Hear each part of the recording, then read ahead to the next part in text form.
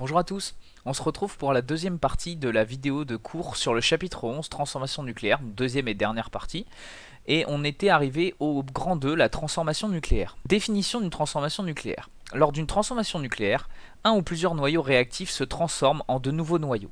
Les éléments chimiques ne sont pas conservés, et un rayonnement dit gamma est émis.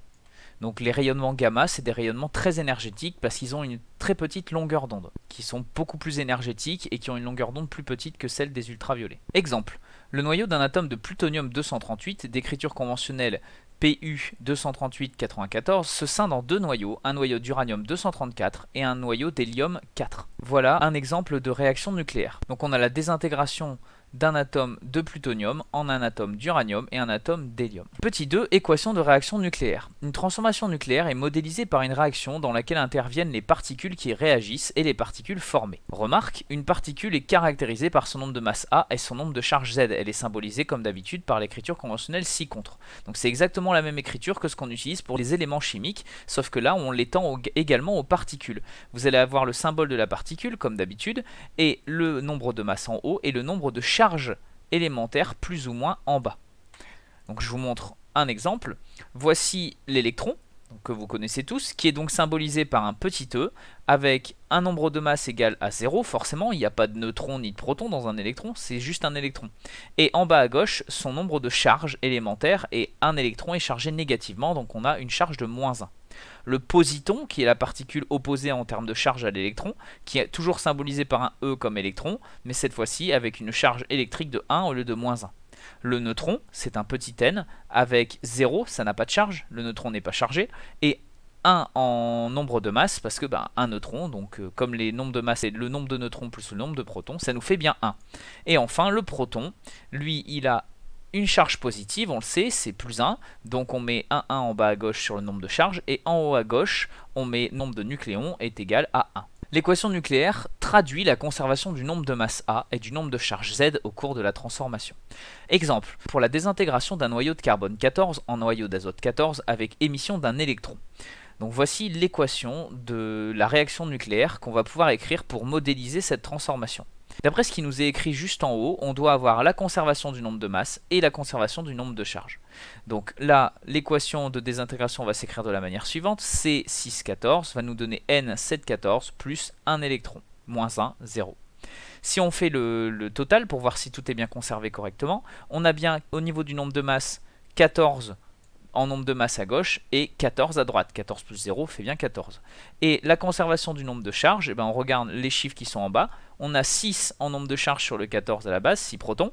Et au niveau des produits, on a bien 7 ici pour l'azote et moins 1 pour l'électron. 7 plus moins 1 nous fait bien 6. Donc on a bien conservation du nombre de masse et conservation du nombre de charges. Donc voilà, contrairement à une transformation chimique dans laquelle les éléments chimiques sont conservés et les charges, ici les éléments chimiques ne sont pas conservés, on le voit. C'est pas le même élément chimique au niveau des réactifs et au niveau des produits. Par contre, on a conservation du nombre de masse et conservation également de la charge. Petit 3, conversion d'énergie. Lors d'une transformation nucléaire, une partie de l'énergie nucléaire contenue dans les noyaux réactifs est transformée en énergie rayonnante.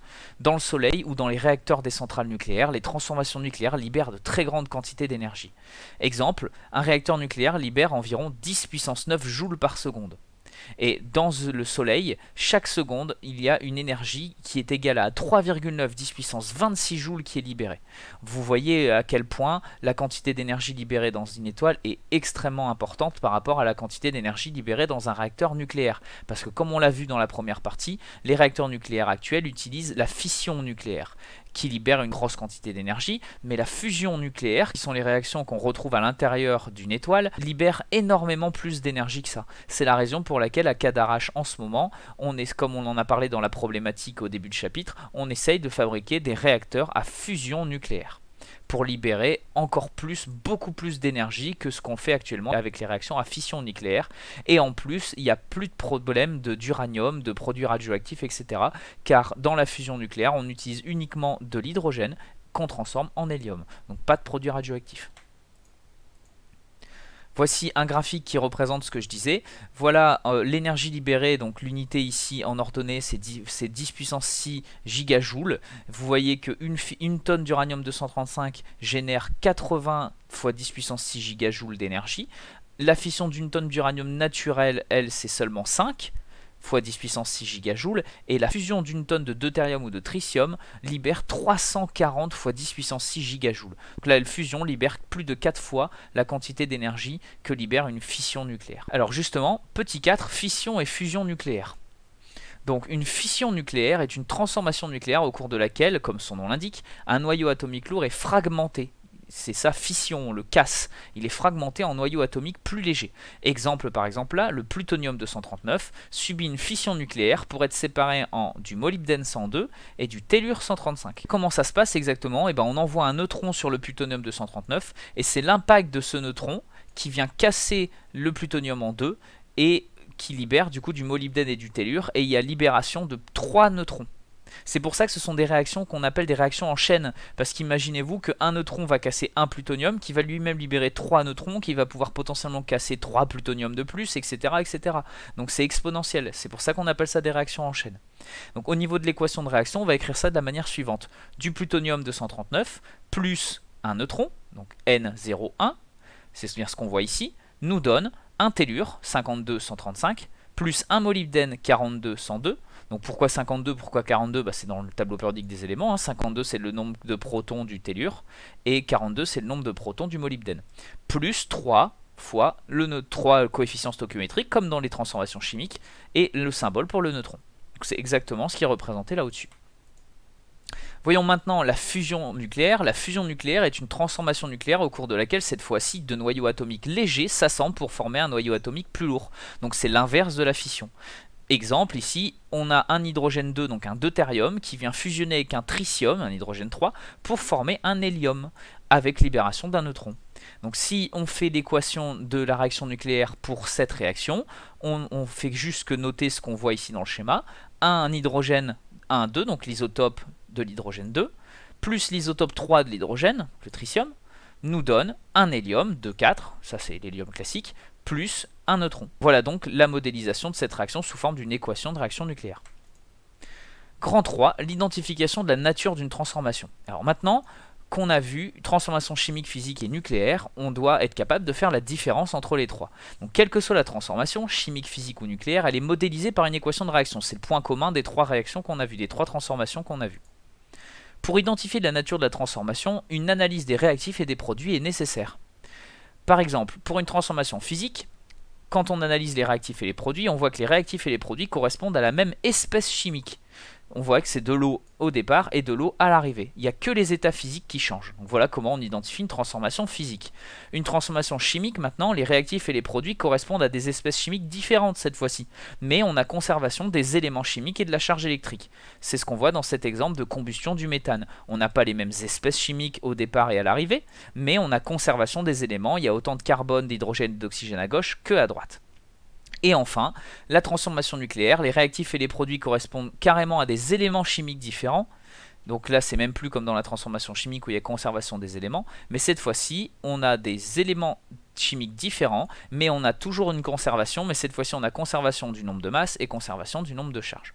Donc voilà, pour faire la différence entre les trois, il vous suffit de vous poser la question suivante. Est-ce que j'ai des espèces chimiques identiques? Oui. Et à ce moment-là, s'il y a uniquement les états physiques qui diffèrent, c'est transformation physique. Si c'est pas le cas, est-ce que j'ai quand même les mêmes éléments chimiques? Est-ce que j'ai conservation des éléments? Auquel cas c'est une transformation chimique.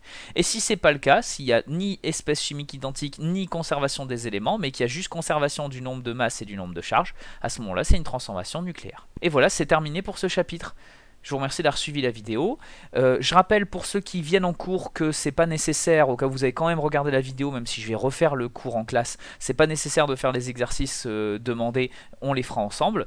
Pour les autres, pour ceux qui ne viennent pas en classe et donc qui ne suivent que les enseignements en distanciel, vous avez à faire les deux exercices que vous trouverez sur Classroom. Donc c'est les exercices 19 page 140 et 21 page 141. Donc il faut les faire comme d'habitude sur Classroom et me les rendre pour vendredi soir au plus tard. Donc premier exercice sur la formation des éléments chimiques lors d'une supernova. Donc on va répondre aux questions qu'on s'est posées au début de l'ouverture de ce chapitre. Et l'exercice 21, un exercice à chacun son rythme. Donc je vous rappelle, vous avez un énoncé compact, un énoncé détaillé. Essayez d'abord de répondre à la question en passant par l'énoncé compact, et si vous n'y arrivez pas, suivez les différentes questions de l'énoncé détaillé qui vont vous amener à répondre à la question. Pour réussir à faire cet exercice, attention, vous allez avoir besoin de formules qu'on a vues dans le chapitre 4, c'est-à-dire la formule de la concentration massique, C égale M sur V, pour déterminer la quantité de deutérium présent dans l'eau de mer ici. Ou alors une simple règle de 3 peut suffire. Et enfin, vous allez également avoir besoin de la formule qu'on a vue dans le chapitre 8 sur la mole, c'est-à-dire la formule qui permet de calculer le nombre d'atomes grâce à la masse de l'échantillon et la masse d'un atome. Voilà, donc je vous laisse travailler et je vous dis à la semaine prochaine. À bientôt.